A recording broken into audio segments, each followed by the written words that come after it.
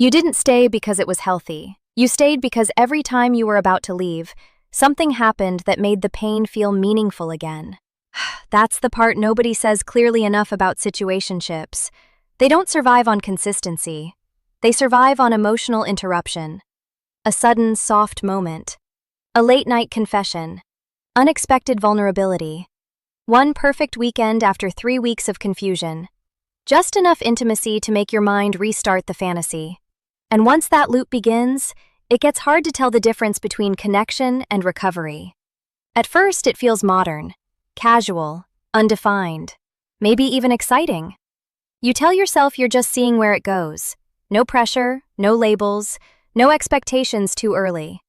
And in the beginning, that seems manageable because there's still possibility. They're attentive enough to create hope, but vague enough to avoid accountability. You notice the contradiction, but you ignore it because ambiguity still feels romantic when nothing has broken yet. Then the pattern deepens. You start noticing that every real conversation about direction gets delayed. Every time you ask where this is going, they answer emotionally instead of clearly. They say things that sound intimate, but not things that create structure. I've never felt this understood. You're different. I'm scared because I actually care. It all sounds deep, until you realize none of it requires commitment. So now you're attached to emotional language without relational safety. And this is where cognitive dissonance starts doing damage. Cognitive dissonance is what happens when reality and belief collide, but your mind tries to protect the attachment anyway. Their behavior says one thing. Your hope says another. They disappear, but you tell yourself they're overwhelmed. They avoid defining the relationship, but you tell yourself they're just scared of getting hurt. They come close, then pull away. And instead of seeing instability, you start creating explanations that let the bond survive. You don't do this because you're irrational. You do it because the alternative is painful. If you fully accept what the pattern means, then you also have to grieve what you thought it could become. So the mind negotiates. It reframes. It minimizes. It waits. That's why so many intelligent people stay trapped in undefined dynamics longer than they expected. They're not blind. They're split. One part of them sees the inconsistency. Another part stays loyal to the potential. And potential is seductive because it lets you suffer without feeling foolish. It tells you the pain is temporary, the confusion is part of the process, and the clarity will eventually arrive if you just stay soft enough, patient enough, understanding enough. But here's the harsh truth. Undefined relationships often stay undefined because the ambiguity benefits the person with less emotional investment. They get access without responsibility, intimacy without structure, comfort without consequence. And as long as you keep translating their inconsistency into hidden depth, the arrangement keeps working for them. Maybe they text you every day for a week, then vanish right after a deeply intimate moment. Maybe they call you when they feel lonely, but disappear when you need emotional steadiness. Maybe they act possessive without ever becoming intentional.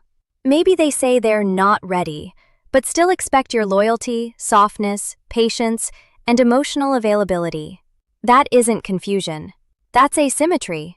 And asymmetry becomes addictive when your self-worth gets tied to being chosen eventually. You start thinking if you can just love them correctly, if you can just be less demanding, less emotional, more understanding, then the connection will finally stabilize. But that mindset turns you into the unpaid labor keeping an unstable dynamic emotionally alive. You become the one holding the meaning. You become the one remembering the good moments. You become the one reinterpreting the silence. You become the one carrying the depth for two people. And because you're carrying so much internally, the bond starts to feel bigger than it actually is. That's one of the most dangerous parts of a situationship. The relationship inside your mind can become far more developed than the relationship in real life. In your mind, there is context for everything. In your mind, the distance is fear, not disinterest. In your mind, the inconsistency is emotional complexity, not avoidance. In your mind, the next conversation will finally bring clarity. But in reality, clarity is often already present in the pattern. It just isn't arriving in the language you wanted. When someone repeatedly creates emotional closeness, but avoids relational responsibility, believe the structure, not the speeches. And yes, there's often a trauma-bonded quality to this. even if it's not a classic trauma bond in the most extreme clinical sense. Why? Because the same person becomes the source of both your longing and your relief. They trigger the wound, then temporarily soothe it. They create uncertainty, then become the only person who can momentarily reduce it. So instead of walking away from the source of stress, you move closer to it. That is how emotional dependency builds. You're no longer just attached to who they are. You're attached to the relief they provide after they destabilize you. That's why detachment feels so hard, not because they were consistently loving, but because the loop trained your nervous system to wait for resolution from the person creating the unrest. And if you have an anxious attachment pattern, this dynamic can hit even harder. Because vague closeness feels like something to secure, something to win, something to finally make safe. So every withdrawal feels like a problem to solve, rather than a pattern to evaluate. You stop asking, "Is this relationship meeting me?" and start asking, "How do I stop it from slipping away?" That question will drain you every time. The power shift starts when you stop treating ambiguity like a temporary phase and start seeing it as information. If they wanted access to your softness but resisted giving you security, that is information. If they used emotional intimacy to deepen the bond without clarifying their intentions, that is information. If every hard conversation ended in feelings instead of decisions, that is information. You do not need one final dramatic betrayal to validate your exit. Sometimes the disrespect is the pattern itself. Sometimes the closure is the repetition. Sometimes the answer is that you were kept emotionally close and structurally far on purpose. And no, this doesn't mean they were always evil, calculated, or consciously manipulative. Some people genuinely are avoidant, emotionally unavailable, or internally conflicted. But their wounds do not change your outcome. You still experience the instability. You still absorb the confusion. You still pay the price for a relationship that never fully arrives. Intent does not erase impact.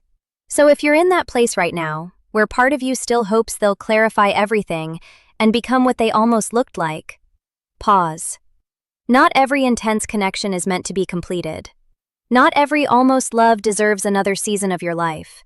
And not every person who touched you deeply is capable of loving you responsibly. Real power is not proving you can endure ambiguity.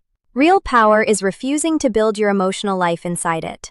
When you stop waiting for the undefined to define itself, you get your clarity back. You get your standards back.